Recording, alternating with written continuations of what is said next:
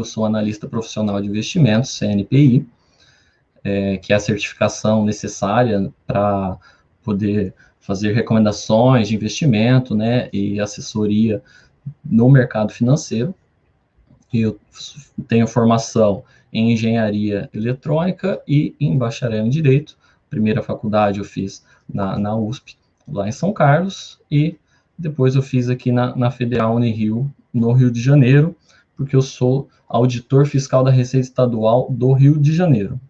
Eu moro no Rio de Janeiro e é muito legal, né, que agora com essa tecnologia, vocês poderem fazer uma semana jurídica online, é possível eu estar aqui no Rio de Janeiro para trazer um pouquinho sobre o mercado financeiro e o direito tributário para vocês, e também sou fundador da Rissard Consultoria. O meu site está aqui na tela para vocês, tem o meu Instagram também, se vocês quiserem me seguir, eu compartilho notícias, posts sobre conhecimento, educação financeira. Quem quiser pode seguir para acompanhar aí no dia a dia. Tá bom? Aqui eu explano para vocês quais são os conteúdos que nós vamos tratar, né, no dia de hoje. Primeiro eu vou fazer uma introdução sobre o mercado financeiro, numa primeira parte, e na segunda parte a gente entra nos principais aspectos tributários que envolvem o mercado financeiro, falando mais especificamente do imposto de renda e do ITD. No final eu dou só uma palhinha sobre o IOF, porque ele não tem um papel tão relevante no nosso dia a dia, tá bom? Esse primeiro slide aqui eu coloquei para assustar vocês, brincadeira, pessoal, mas este slide eu trouxe um gráfico que tem 3 linhas para mostrar para vocês, assim, a grosso modo, a divisão que a gente tem no mercado financeiro, que é a renda fixa e a renda variável, tá? Resumindo, né, a grosso modo, de uma forma bem simplista, nós temos o mercado de renda fixa, aqui que pode ser representado por essas linhas, por essa linha vermelha e por essa linha preta, tá? Essa linha preta representa o CDI, que é o benchmark do setor, que os fundos de investimento e os títulos de renda fixa, quando a gente vai olhar questão de rentabilidade, a gente olha em relação ao CDI, tá? E esta linha vermelha representa um fundo de investimento em renda fixa, tá bom? O investidor pode investir em renda fixa tanto via fundo de investimento, quanto por títulos bancários, seja ele a poupança, que é o mais conhecido, né, pela maior parte da população, quanto títulos como CDB, LCI, LCA, né, e também existem os títulos privados, que são empréstimos feitos para empresas, que você pode investir via fundo de investimento, tá bom? O cerne da questão, que é importante que todos entendam sobre renda fixa, é que todo título de renda fixa ou investimento em renda fixa, você está emprestando dinheiro para alguém, tá? Você está emprestando dinheiro para alguém, é uma obrigação daquela pessoa que recebeu o dinheiro, tá? Aquela pessoa que recebeu esse seu investimento, vamos dizer assim, tem uma obrigação com você de te entregar o seu dinheiro com determinada remuneração, né? A taxa de juros combinada, que essa taxa de juros pode ser pré-fixada ou ela pode ser pós-fixada ou até um mix entre os dois, tá bom? A taxa pré-fixada é uma taxa que a gente já escolhe desde o início da aplicação, você já sabe quanto vai ganhar, ou uma taxa pós-fixada, um exemplo seria o CDI, tá? Ou algum percentual do CDI, este rende, vocês devem, quem já chegou a ter algum título de renda fixa, já viu, este rende 110% do CDI, este rende 105% do CDI, né? Esse é um título pós-fixado, e o título que é um mix entre os dois, né, vai ser aquele título, ele tem uma parcela que é pós-fixada e uma parcela que é pré-fixada, por exemplo, IPCA mais 3%. Então, essa parte do IPCA é pós-fixada e esse 3% é a parte que é pré-fixada, tá bom?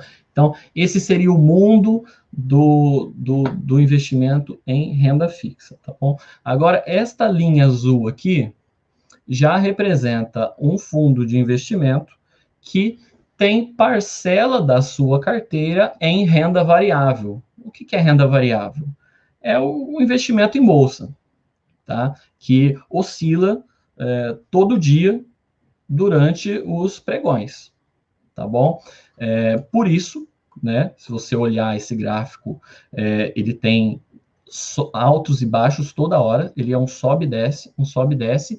E qual é o nome disso? O nome disso é volatilidade, tá bom? Volatilidade é essa oscilação que existe nos fundos de investimento ou em qualquer investimento que seja em renda variável, tá bom? Esse seria o grosso modo, tá? Este fundo de investimento da linha azul aqui é um fundo de investimento multimercado, que é um tipo de fundo de investimento que ele faz um mix entre um pouco de renda fixa e um pouco de renda variável, para quem não tem um perfil tão arrojado assim, porque o melhor investimento é aquele que se adequa ao seu perfil, né, seu perfil de investidor. Tem gente que é mais conservadora, tem gente que é mais moderada e gente que é mais arrojada, tá bom?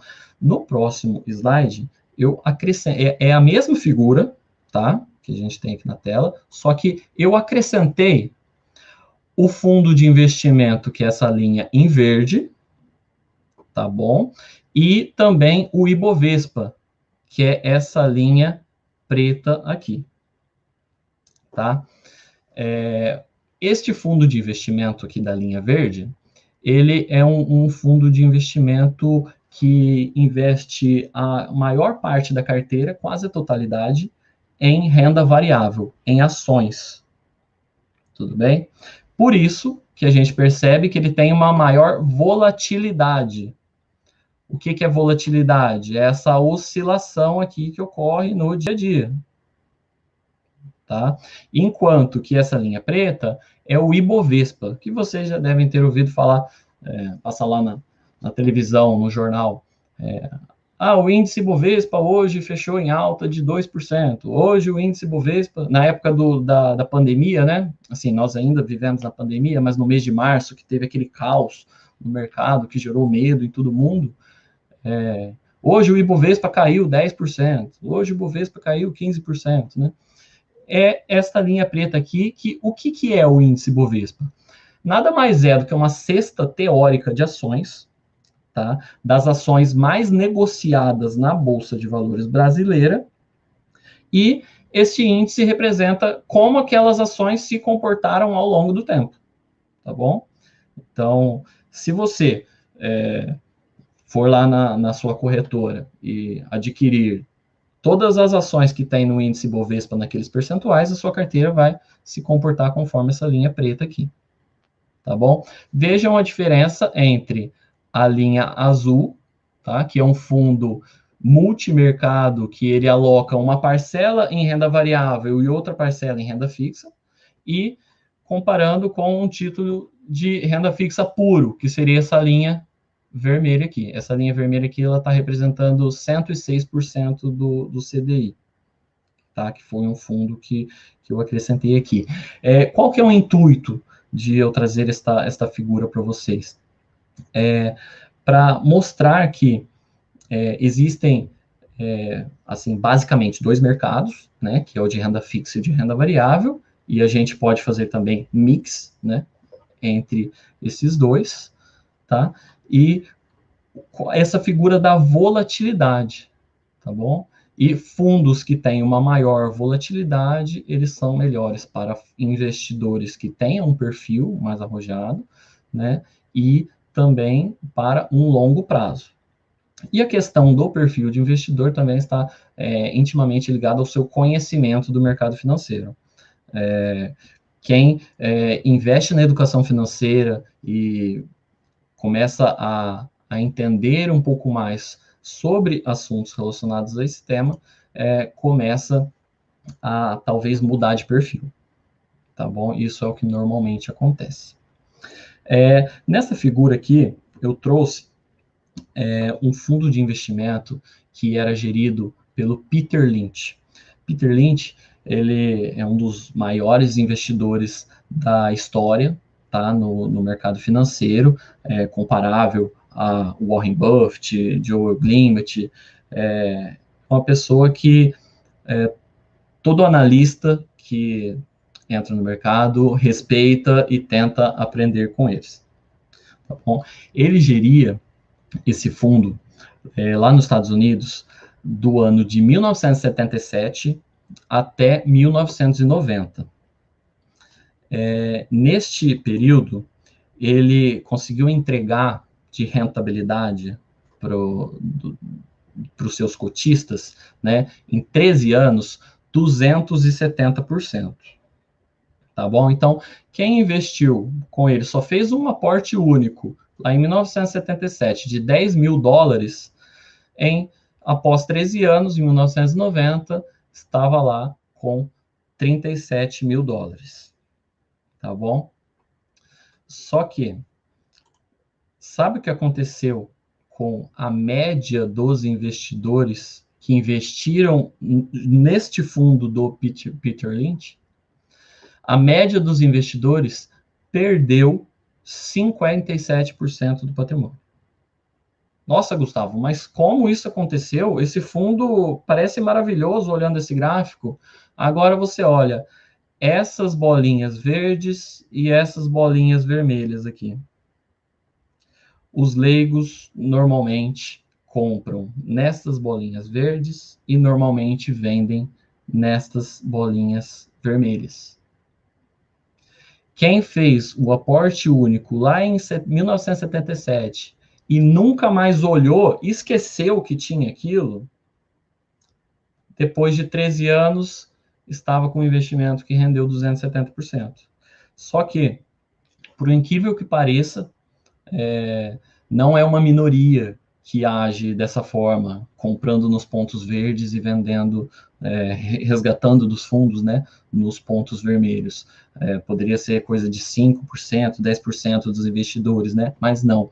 É mais da metade dos investidores tem esse comportamento que está estritamente ligado ao psicológico e também à falta de conhecimento, de não estar preparado para um investimento de longo prazo. Por isso que nós, analistas de investimento, quando nós falamos para o cliente, este investimento é de longo prazo, né? Ele tem volatilidade, é disso que nós estamos falando. Para não comprar no ponto verde e vender no ponto vermelho. E isso aconteceu agora no mês de março. Eu conheço pessoas que venderam, se desfizeram de posições no mês de março, no mês de abril, posições de renda variável. E o comportamento deveria ter sido o oposto. É bem semelhante ao que aconteceu aqui nessa crise de 87, 88. Esse gráfico aqui se parece bastante com o que aconteceu agora do mês de março, do mês de fevereiro, né, que foi antes da queda, e agora até o mês de novembro. O Ibovespa no mês de março, até no pico do desespero do mercado, ele caiu 46%. E daquele dia até hoje, até a data de hoje, ele subiu 65%. Tá? Então, essa é a importância de um investidor saber se aquele investimento é de longo prazo ou não. Se ele quer uma coisa de curto prazo, tem que ser em uma coisa menos volátil. Tá bom? Essa parte inicial foi mais para alertar sobre isso, tá? E é muito importante, principalmente também os mais jovens, né? Vocês estão todos estudando para se tornar profissionais do direito ou profissionais de administração ou de outros cursos. Vocês tenham em mente que é preciso que que você poupe ao longo do tempo para te gerar uma renda passiva lá na frente, lá no futuro. Porque você não pode ficar dependendo da previdência, da previdência paga pelo governo. Você precisa ter formas de gerar renda sem precisar trabalhar, para você poder se aposentar mais cedo, né, levar uma vida melhor, ou até complementar a aposentadoria que você vai ter lá na frente. Né, que normalmente é um valor muito menor do que o valor que você ganha no dia a dia com o seu trabalho. Tá bom? Então, agora entrando na parte de ações, tá? Eu vou trazer alguns conceitos aqui para a gente poder tratar isso na hora que a gente for tratar lá dos tributos incidentes sobre isso. Tá? O que são ações? Aqui já vem um pouquinho do direito comercial, né, do direito empresarial. A ação é a menor fração da propriedade de uma empresa que você pode adquirir. Tá? E como acionista, você participa dos lucros das companhias. Essa é a definição de Décio Bazin, um investidor da década de 50, 70. Ele era um jornalista bem reconhecido e tem um livro muito bom que chama Faça Fortuna com Ações, eu recomendo a leitura. E ele diz, e eu concordo muito com isso, que o único motivo racional para uma pessoa comprar ações é com o objetivo de gerar uma renda passiva, de receber dividendos. E juros sobre capital próprio. Quando eu falo dividendos aqui, eu estou falando de dividendos e juros sobre capital próprio. O que seria isso, né? Que é o recebimento de proventos, que tem aqui na parte de baixo do slide. As empresas têm o intuito de lucro, né? E quando a empresa lucra, ela pode distribuir uma parcela desse lucro para os acionistas. Existe a legislação societária que determina um mínimo que deve ser distribuído aos acionistas. Cada empresa tem em seu estatuto uma política de dividendos, tá? E a ideia aqui é você ser acionista de empresas para receber dividendos delas ao longo do tempo. Um exemplo seria você fazer uma comparação entre você prefere ser cliente de um banco, né? Todos aqui sabem que os bancos estão sempre ganhando dinheiro em cima do cliente, né? É a atividade do banco, né? Essa, né? Emprestar dinheiro, né? Esse tipo de coisa. Fazer investimentos para os clientes, né? Receber taxa de administração. Agora, você prefere ser cliente do banco ou ser dono daquele banco? Se você for dono do banco, se você comprar uma ação de qualquer banco, você já é dono de um pedacinho do banco. Entendeu? E ao longo do tempo você pode ir poupando para ir comprando mais e mais ações e aumentando a sua participação no banco. Né? Tem bancos aí que tem 10 milhões de ações. Né? E aí, você titular dessas ações, você tem direito a receber os dividendos que essas empresas pagam. Nos preços de hoje, tem bancos aí que estão pagando na faixa de 10% de dividendos ao ano.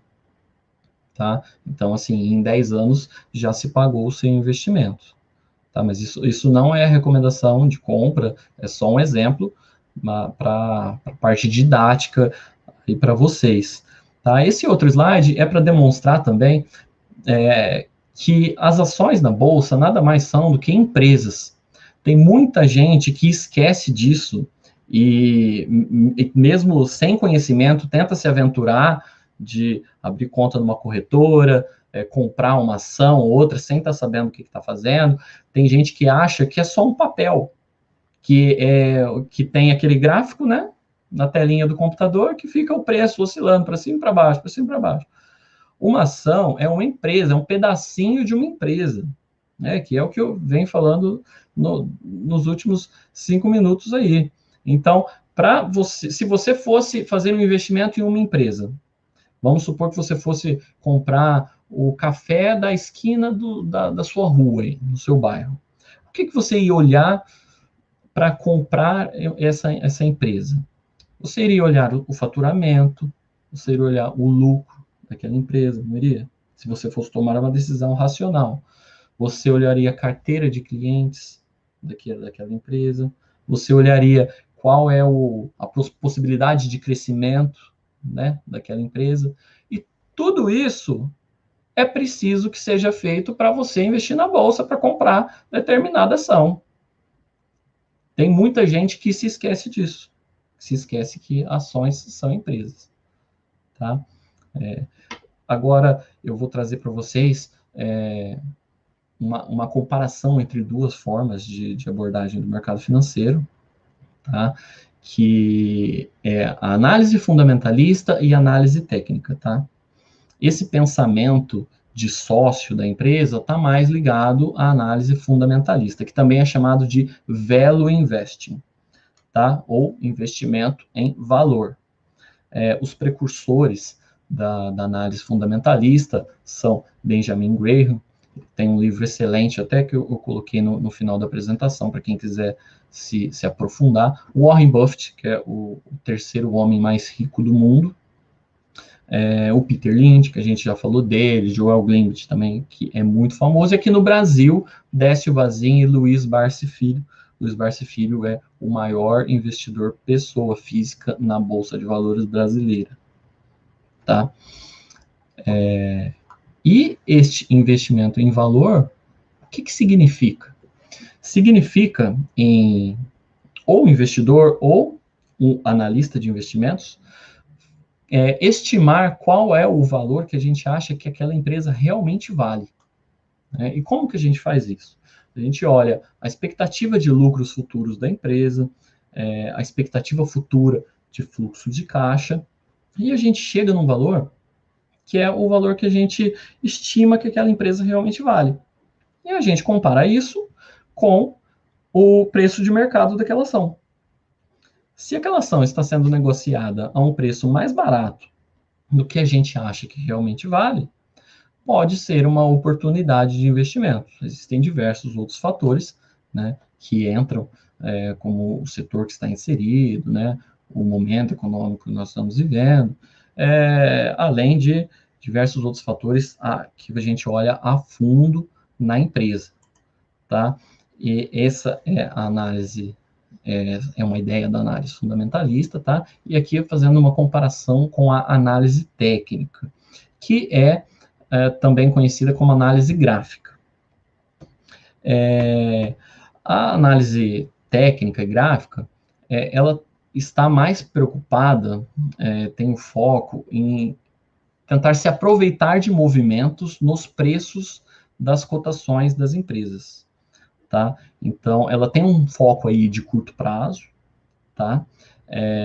As pessoas que operam dessa forma são conhecidas como traders, tá? Que é uma espécie de especulação, tá? Não eu não estou falando aqui especulação de um tom pejorativo, tá, pessoal? Especulação, o que é? Você comprar alguma coisa por um preço e querer vender mais caro, ou você comprar uma coisa mais cara, vender uma coisa mais cara e querer comprar uma mais barata depois, entendeu? Isso é especular, tá? Eles são muito fundamentais para dar liquidez ao mercado. Tá? E a análise fundamentalista já é mais voltada para os fundamentos da empresa, que é a gente olhar a fundo o balanço da empresa, olhar as demonstrações de resultado, o que a gente está esperando para o longo prazo da empresa, e com o foco de sócio, tá? Que a gente chama de buy and hold, né? A gente compra e segura a ação por um prazo longo. Tá? Aí a diferença entre os dois assim, a grosso modo, essa. Tá? A análise técnica, na minha opinião, deve ser utilizada por quem é profissional do mercado, entendeu? Aqui todos vocês que são estudantes de direito, e também tem pessoal de administração também, ou de outros cursos, que tem outra atividade que não é profissional do mercado, ao meu ver, é mais vantajoso que vocês se utilizem da análise fundamentalista, com foco no buy and hold, para segurar aquelas ações de boas empresas na sua carteira. Isso é muito menos arriscado do que tentar se aproveitar de movimentos.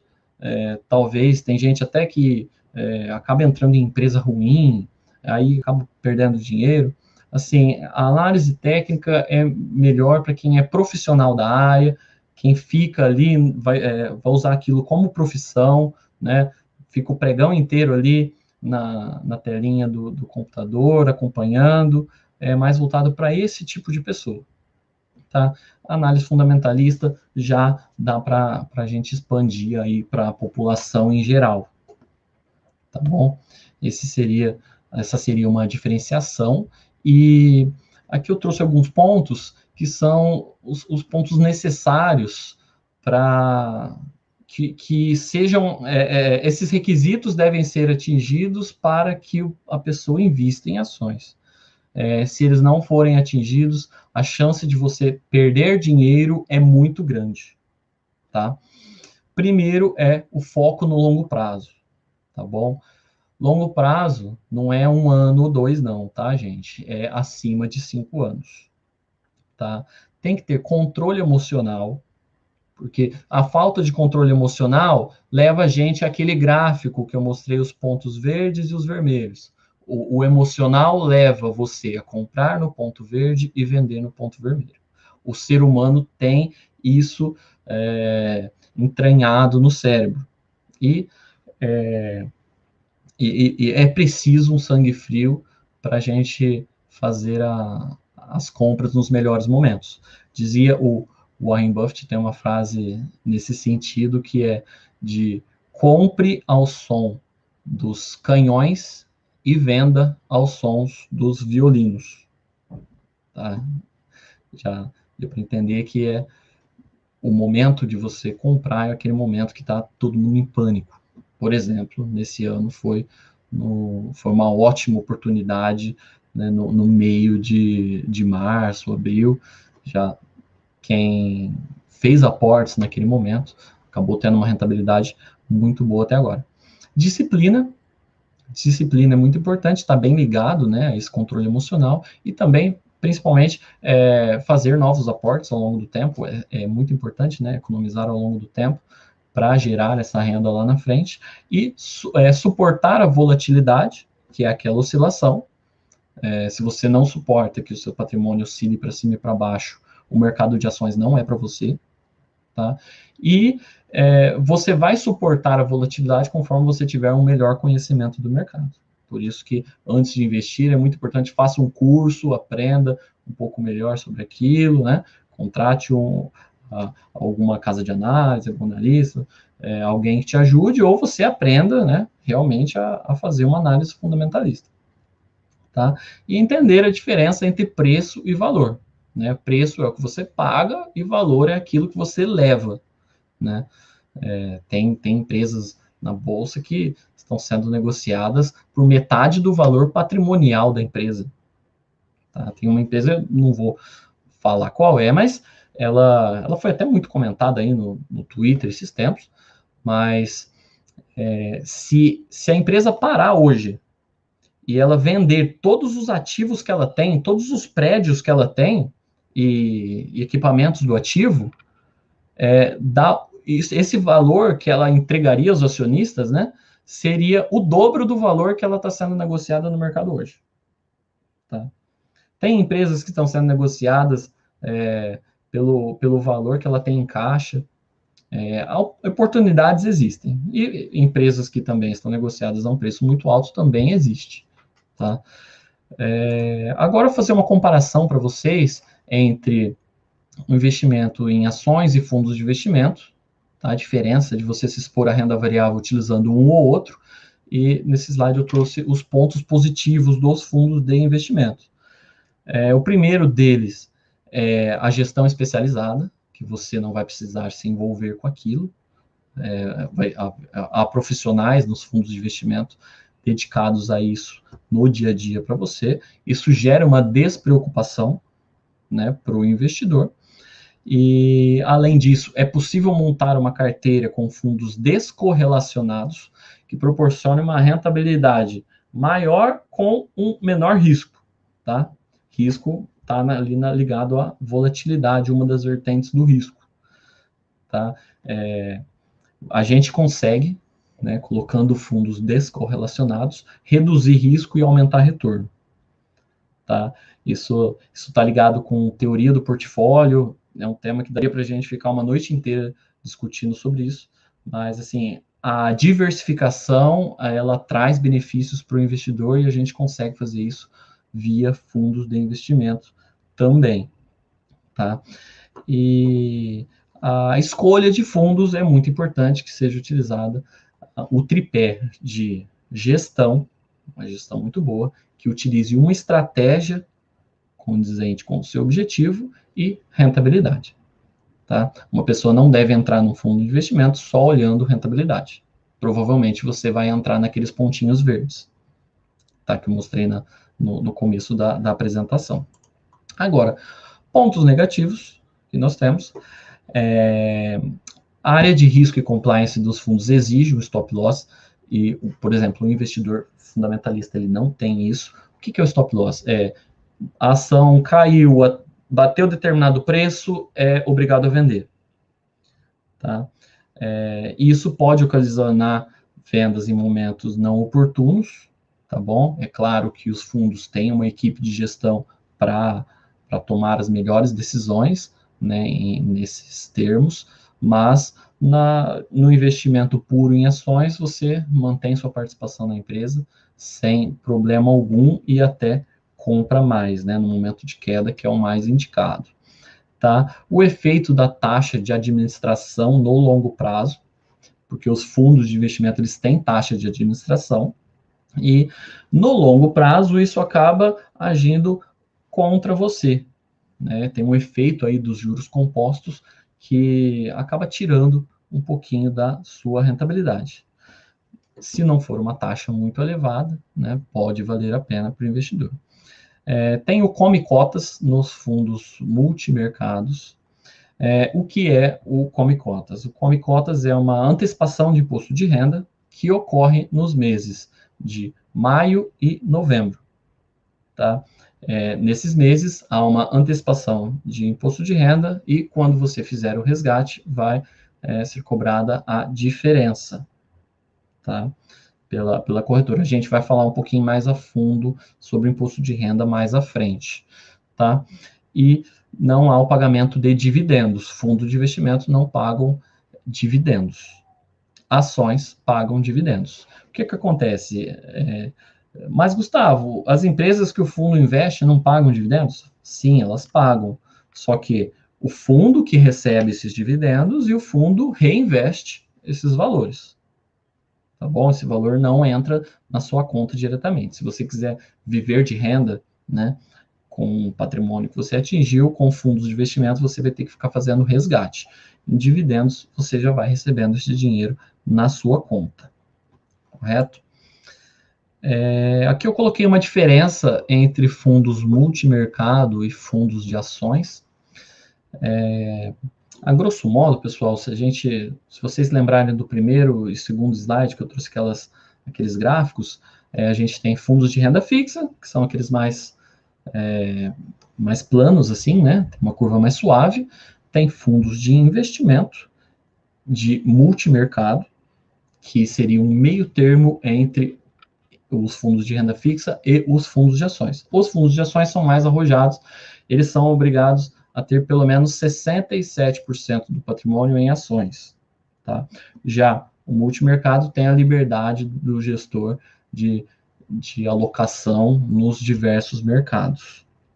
A diferença de imposto de renda entre esses dois tipos de fundo é que o multimercado varia de 22,5% a 15% sobre os rendimentos, e de acordo com o tempo, tá? No próximo slide eu trago a tabelinha, do tempo e da tributação para vocês. Já os fundos de ações é 15%, independentemente do prazo que você fique no fundo, tá? E nos dois não há o pagamento de dividendos. Aqui eu trago a tabela com as alíquotas de imposto de renda de acordo com o prazo de investimento. Ao longo do tempo, conforme vai passando o tempo, perceba que a alíquota vai reduzindo, né? É um estímulo para que o investidor invista no longo prazo. Já no fundo de ações, qualquer prazo é 15% a alíquota. Agora vamos entrar mais especificamente na parte tributária. Vou falar primeiro sobre o imposto de renda. Para quem já fez a disciplina de direito tributário, já está acostumado com esses termos de fato gerador, né? Que gera incidência tributária. Para quem ainda não fez, fato gerador é aquilo que gera incidência do tributo, né? É um fato que acontece na vida real e o simples fato daquele fato acontecer gera sua obrigação de pagar um imposto, tá? E qual é o fato gerador do imposto de renda? Aquisição da disponibilidade econômica ou jurídica de renda ou de proventos de qualquer natureza.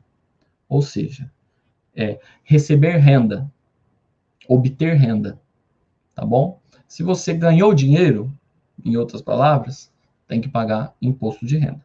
Existem algumas regras de isenção, algumas exceções, mas este é o fato gerador do imposto.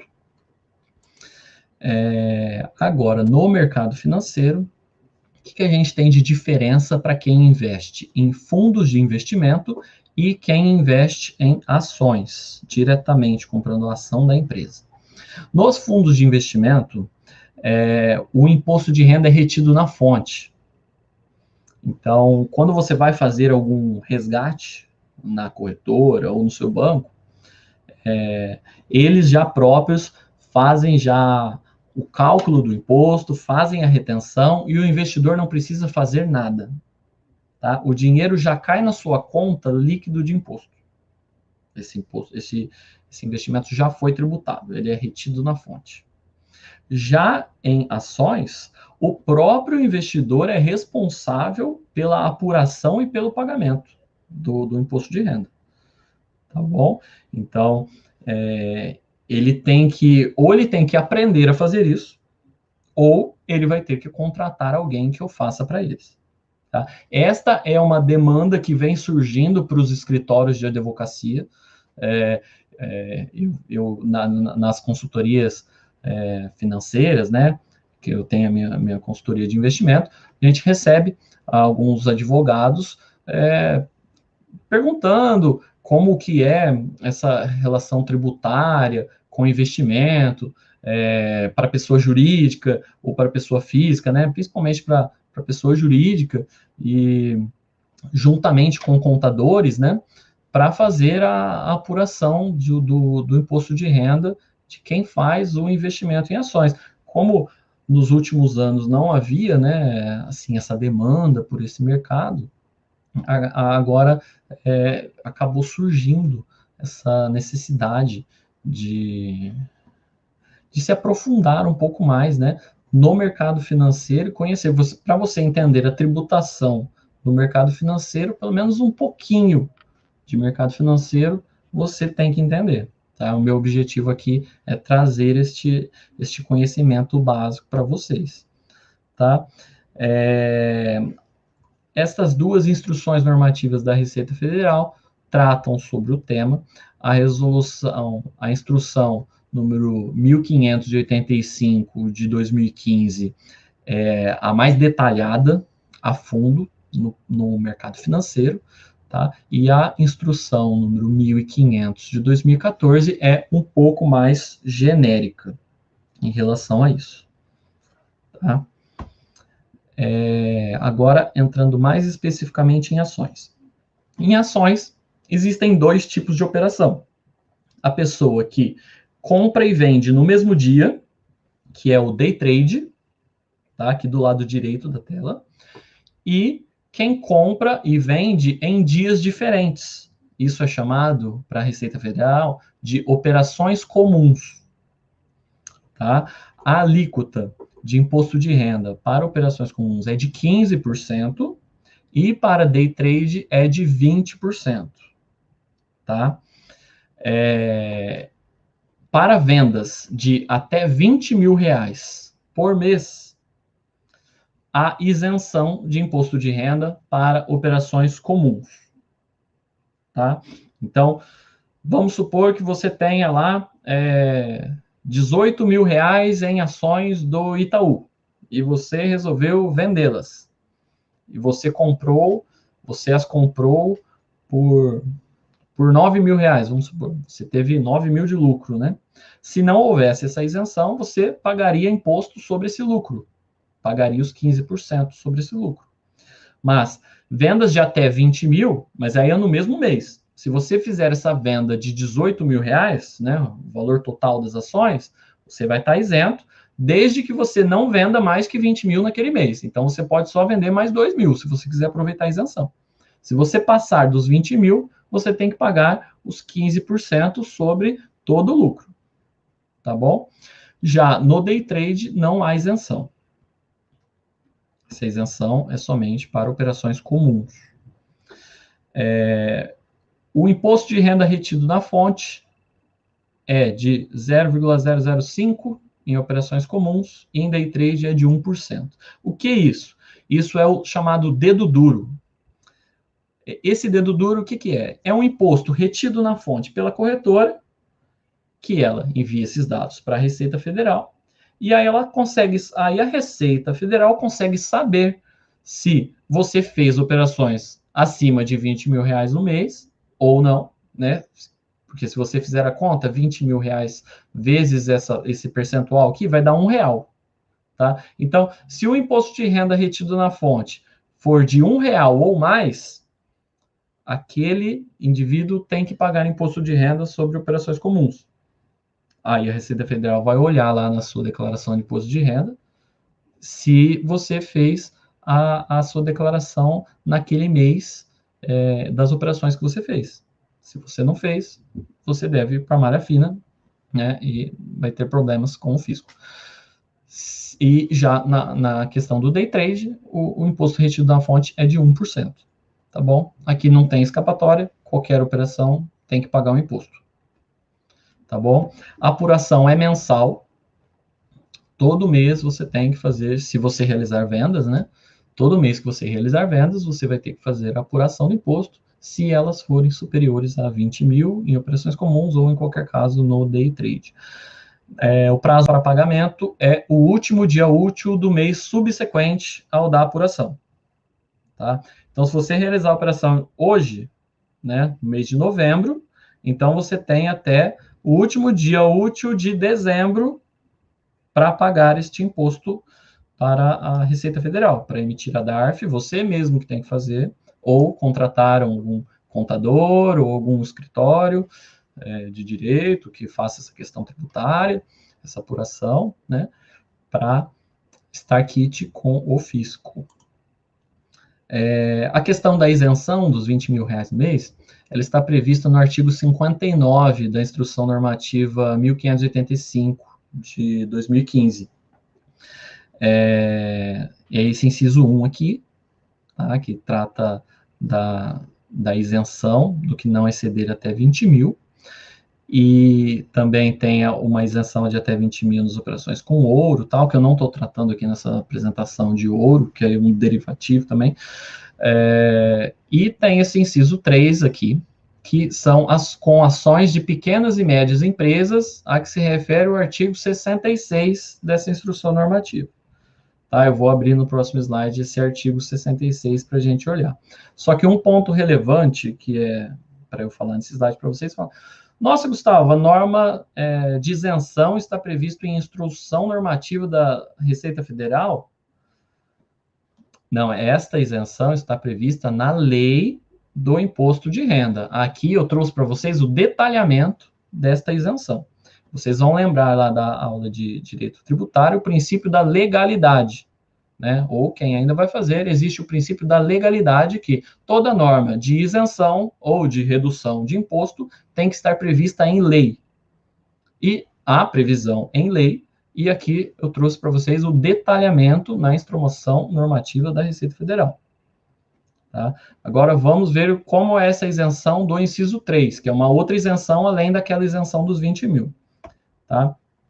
Esta é uma isenção que está prevista na norma até 31 de dezembro de 2023 para ações que tenham sido emitidas por companhias que atendam todos esses requisitos.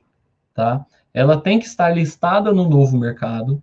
O que é novo mercado? É um segmento na Bolsa de Valores. A Bolsa de Valores tem diversos segmentos em que as empresas se enquadram de acordo com determinados requisitos que elas atendam. Tá? Para a empresa estar listada no novo mercado, ela tem que cumprir vários requisitos, como, por exemplo, somente possuir ações ordinárias, ela tem que possuir tag-along. Eu não vou entrar detalhadamente neste novo mercado, explicar o que é a fundo, porque a gente já está até meio que passando aqui do tempo, mas são determinados requisitos que a empresa tem que atender. Ela tem que ter o valor de mercado inferior a 700 milhões na data que ela abriu o capital, tá bom? Não é na data atual, na data que ela abriu o capital. A receita bruta anual inferior a 500 milhões também, quando ela abriu o capital, e ter distribuído pelo menos 67% do total de ações dela, tá? Nessa oferta de ações para o mercado. Se a empresa atender isso, ela faz jus a essa isenção. Na Bolsa Brasileira, somente 7 empresas atendem a todos esses requisitos. Tá? Nós temos em torno de 400 e poucas empresas na Bolsa Brasileira, e somente 7 atendem esses requisitos. Eu trouxe aqui para vocês como exemplo quais são. Tá? A PetroRio, a Sinqia, General Shop, Brasil Agro, Nutriplant, são essas aqui que atendem aqueles requisitos. Tá? Agora eu vou entrar na parte de sucessão, o imposto sobre transmissão, causa-mortes e doações de quaisquer bens e direitos. É um imposto de competência estadual, né, mais especificamente que eu trabalho, né, com isso na Cefaz do Rio de Janeiro, que eu sou auditor fiscal estadual, né, então os impostos estaduais quais são? ICMS, ITD e IPVA, correto? Ah, Gustavo, ITD, nunca ouvi falar, conheço ITCMD. Isso é uma diferença de sigla que nós temos, que aqui no Rio de Janeiro, nós somos acostumados a falar ITD. Aí no estado de São Paulo, o fisco chama de ITCMD. É a mesma coisa. É o Imposto sobre Transmissão, Causa, Morte e Doação. Só a sigla, que aqui no Rio de Janeiro a gente chama de ITD, aí em São Paulo vocês chamam de ITCMD. É a mesma coisa, tá? Não estranhem que no meio da palestra aqui, porque eu trato disso todo dia falando ITD, eu não consigo falar ITCMD no meu dia a dia, tá bom? Qual que é o fato gerador do ITD, né? Que é o que gera o imposto, o que gera a obrigação de pagar o imposto, é a transmissão causa-mortes de quaisquer bens ou direitos, ou a doação de quaisquer bens ou direitos. Então, se você doar alguma coisa para alguém, tem que pagar ITD. Ou, se ocorrer um falecimento, na transmissão da herança, tem que se pagar o ITD, ou ITCMD, como vocês preferirem. Tá bom? A base de cálculo, qual é? A regra geral da base de cálculo, isso aqui está na legislação do Rio de Janeiro, tá? Mas a legislação aí de São Paulo é bem parecida nesse ponto. Praticamente a mesma coisa. Se houver alguma diferença, é um termo que saiu de um lugar aí, mas quer dizer, no final das contas, a mesma coisa. A base de cálculo do imposto é o valor de mercado do bem ou do direito transmitido. Tá? Aí eu trouxe algumas hipóteses para vocês relacionadas ao mercado financeiro, ao investidor que faleceu, e este patrimônio vai ter que ser transmitido para os herdeiros. Tá?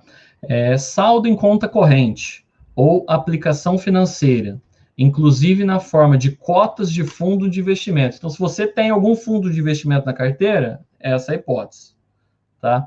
É o valor do montante na data do fato gerador, ou seja, na data do óbito, tá? Ou na data do lançamento nos casos de doação. Quando há doações, a gente tem uma obrigação, que foi estipulada para os contribuintes, de realizar a declaração, né, do ITD, e aí, consequentemente, ocorre o lançamento do imposto. Então, nos casos de doação, é na data do lançamento, tá? E se aquele ativo estiver em moeda estrangeira, né? É o valor do montante convertido para moeda nacional na taxa de câmbio disponibilizada pelo Banco Central na data do fato gerador, ou seja, na data do falecimento, ou também na data imediatamente anterior à do lançamento, nos casos de doação. Agora, bens negociados na Bolsa de Valores. Qual é a base de cálculo?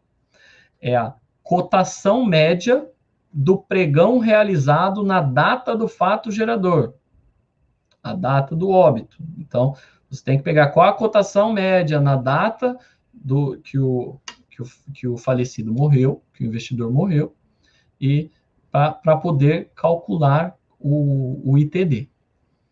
Ou na data do último pregão realizado antes da data do lançamento, quando for uma doação. Já títulos da dívida pública, que nada mais é do que os títulos do Tesouro Direto. Você está emprestando para o governo. É o valor da cotação oficial, que tem lá no site do Tesouro Direto, na data do fato gerador, que também é a data do óbito, ou na data do lançamento, nos casos de doação. Perfeito? Aqui eu trouxe para vocês as alíquotas do ITD aqui no Rio de Janeiro. E a alíquota, ela é feita de acordo com o patrimônio do decujus.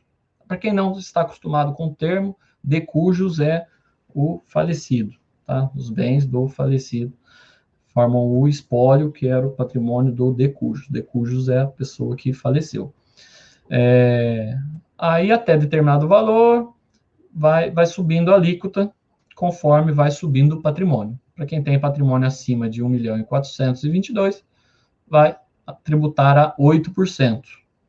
Tá? O patrimônio todo vai tributar a 8%. Agora, esses valores estão expressos na Lei 7.174, de 2015, em UFIR-RJ. O FIR é a unidade de referência que nós utilizamos aqui no Rio de Janeiro, e todo ano o secretário da Fazenda publica uma resolução fixando qual é o valor da UFIR para o ano.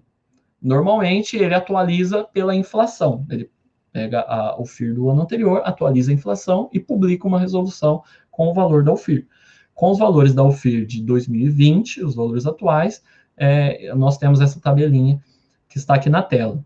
Eu não coloquei os valores em UFIR, porque senão vocês não iam conseguir saber quanto que significava aquilo, né? Eu já fiz a conta para vocês para colocar aqui na tela. Agora, quais são as alíquotas de São Paulo? 4%, independente do valor. Qualquer patrimônio é 4%. Tá bom? Aí em São Paulo, atualmente, esta é a regra, está previsto na lei número 10.705, do ano 2000, tá? Mas tem um projeto de lei, que é o projeto de lei número 250 de 2020, que eu não sei se é inspirado no Rio de Janeiro ou não. A justificativa é problemas financeiros do Estado por conta da pandemia, e a proposta, né, é que seja uma alíquota escalonada de acordo com essa tabela que eu coloquei para vocês. Eu coloquei herança porque tem uma tabela para herança e uma tabela para doação. As tabelas são diferentes. E percebam que aqui, o que tem nesse projeto de lei é uma tributação de 8% para um patrimônio acima de 2.484.000. Se vocês se lembrarem lá do slide do Rio de Janeiro, Aqui no Rio de Janeiro é 1.422.000 a alíquota de 8%. É acima disso. O estado de São Paulo está sendo um pouco mais benéfico aí com quem tem entre 1.400.000 e 2.400.000. Esses valores também estão expressos em UFESP, no projeto de lei, que aí é a Unidade Fiscal de São Paulo. Aqui no Rio é o FIRE-RJ, porque é do Rio de Janeiro, e lá também tem a publicação de qual é o valor da UFESP, para podermos fazer os cálculos. Tá? E eu trouxe mais uma curiosidade para vocês aqui em relação ao IOF, em fundos de investimento e títulos de renda fixa. Tem muita gente que não conhece isso, é muito importante vocês conhecerem, para a vida profissional e pessoal de vocês. Há uma tabela regressiva de IOF, que incide nas aplicações financeiras, que ela é uma alíquota que ela vai se reduzindo ao longo do tempo até completar 30 dias. Então, olha só, número de dias, 2, 93% de alíquota. Então, se você fizer um investimento de renda fixa e resgatar depois de 2 dias, vai incidir 93% de IOF sobre os seus rendimentos.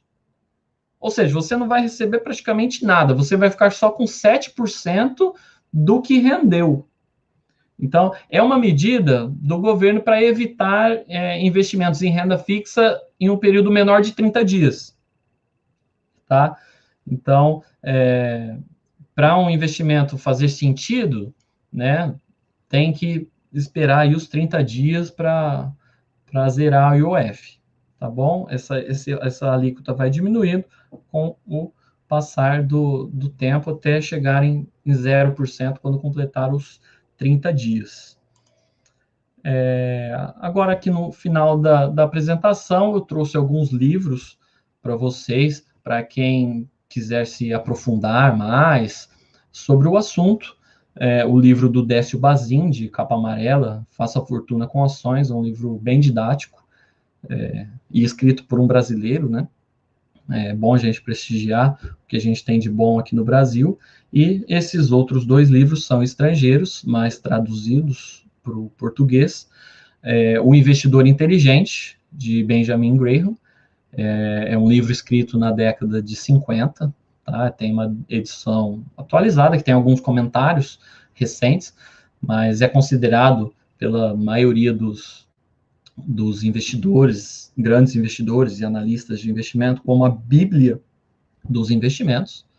Tá? Esse livro tem mais de 500 páginas, é uma leitura bem densa, tá? Mas se você quiser se aprofundar, esse aqui vai ser o alicerce de todo o seu conhecimento.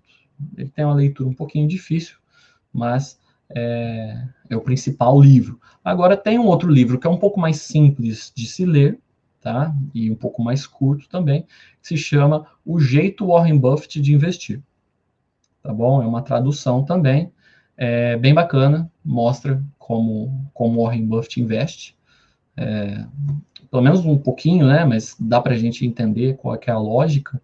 E é muito bom você aprender com o terceiro homem mais rico do mundo, né? Atualmente ele é o terceiro, só que uns 10 anos atrás, ele doou metade do patrimônio dele, né?